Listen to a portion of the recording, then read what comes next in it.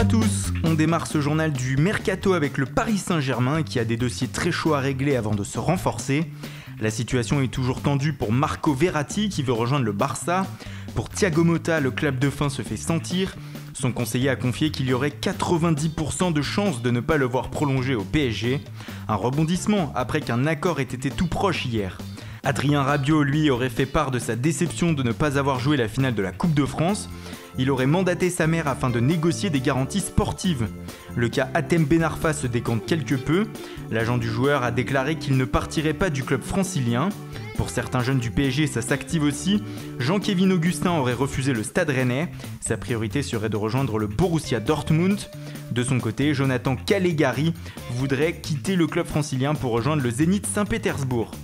Au niveau des renforts, malgré une tentative de l'Atlético Madrid à 35 millions d'euros avec un prêt dans la foulée, Fabinho reste bel et bien dans le viseur du PSG.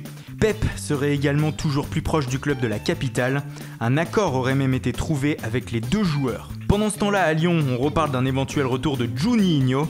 Jean-Michel Aulas a confié qu'il faisait tout pour ramener l'ancien numéro 8 à la maison pour occuper le poste de directeur sportif.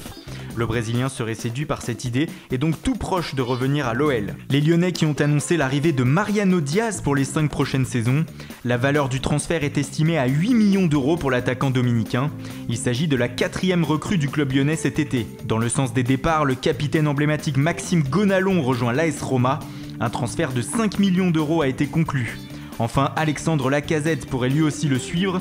La presse anglaise annonce qu'un accord est proche entre Arsenal et Lyon, grâce à une offre de plus de 50 millions d'euros de la part des Gunners. Thiago Mendes, lui, se rapprocherait de Lille. Le club nordiste serait tombé d'accord avec Sao Paulo sur un accord de principe pour le transfert du milieu de terrain brésilien. À Rennes, on s'agite pour renforcer le secteur offensif. Diego Roland, attaquant de Bordeaux, serait dans le viseur. Des premiers contacts ont été noués et l'affaire pourrait être entendue autour des 8 millions d'euros. René Ruello ciblerait aussi Alan Saint-Maximin, mais l'AS Monaco aurait refusé car Jardim compterait sur le jeune ailier français. D'autres noms ont circulé à l'image de Loïs Diony ou encore de Vincent Aboubakar. Ce dernier serait cependant trop cher pour Rennes. En revanche, pour Benjamin André, c'est officiel, le milieu de terrain a prolongé son contrat jusqu'en 2022. De son côté, Gnagnon a clamé son envie de rester chez les Bretons malgré les intérêts de Marseille ou Chelsea. À l'étranger et notamment à Chelsea, on cherche toujours un renfort en défense centrale. Antonio Conte aurait jeté son dévolu sur Antonio Rudiger, défenseur allemand de l'AS Roma. Des négociations sont en cours entre les deux clubs. Et puis c'est officiel, Youssouf Sabaly rejoint définitivement Bordeaux en paraphant un contrat de 4 ans avec le club au scapulaire. Prince Guano s'est officiellement engagé avec Amiens. L'ancien joueur de l'Atalanta Bergame a paraphé un contrat de 4 saisons avec le club picard. Le promu a annoncé dans la foulée une 2e recrue pour renforcer son milieu de terrain. Madid Talla a signé jusqu'en 2020. Seydou Doumbia a trouvé un nouveau pied-à-terre au Sporting. La Roma l'a prêté avec une option d'achat de 3 millions d'euros au club lisboète. Et puis c'était dans les tuyaux ces derniers jours, Gérard Deulofeu est de retour au Barça. Le club Blaugrana a activé l'option de rachat présente dans son contrat. L'ailier droit a signé jusqu'en juin 2019.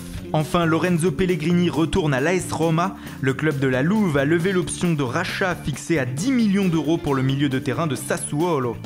Et le Milan s'offre les services de Fabio Borini. L'ancien attaquant de Sunderland est prêté avec une obligation d'achat au club lombard. Voilà, c'est tout pour aujourd'hui. Bonne soirée et bon week-end à tous. Et rendez-vous dès lundi pour de nouvelles informations sur le Mercato.